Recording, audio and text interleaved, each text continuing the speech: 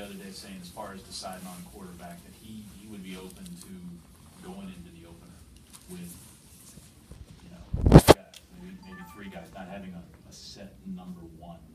Do you agree with that? Where are you and what you're hoping? Well, I think obviously, you know, all three guys are flashing at times.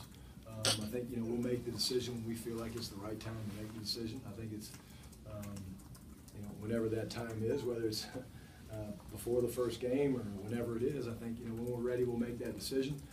What we're trying to emphasize to these guys is, hey, make the most of your opportunities. They're all getting equal reps. They're all getting reps with the ones, twos, threes. They're rolling through.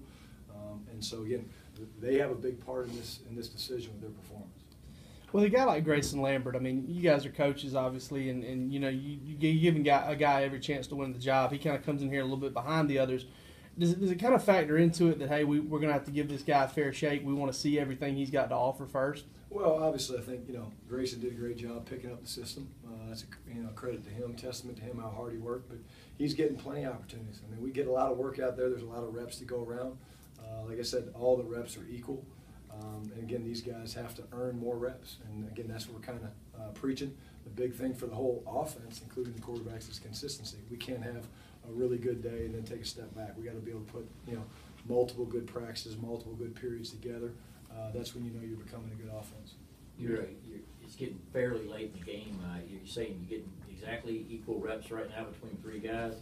Can you when do you slice to two, or can you get reps for three guys, getting them ready for a game script all the way up to the first game? Well, again, I think, you know, that's something that we'll take, you know, day by day. But right now, we're comfortable giving all three guys reps, and still a long time before we play. A lot of work to be done.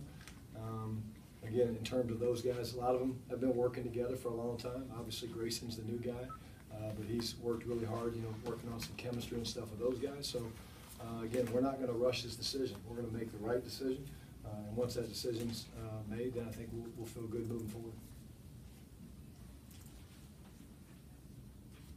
Have you ever had an experience where you played more than one guy in a game since you've been coaching? I've actually, I think, played three in a game due to injuries in St. Louis, but never. No. I was around it when I was in college, of course, playing for the old ball coach. But the only time I've ever had to do it was through injuries. Everything when you draw back on your playing experience in Florida, when going through the thing with different quarterbacks, you can kind of use for this thing that you're going through right now with three guys now? Well, again, I think, you know, the big thing for these guys is, again, we've been up front with them, you know, and again, I think obviously they all have a good relationship. They all want the job. I think that's great to see. They're all competitive, but yet you also see them communicating and helping each other.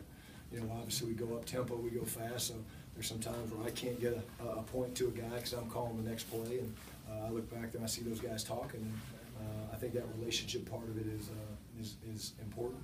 That they develop that, and certainly we spend enough time together in the media room and on the field that I think there's a bond that's, you know, developing. But certainly they want to compete and they all want to win the job.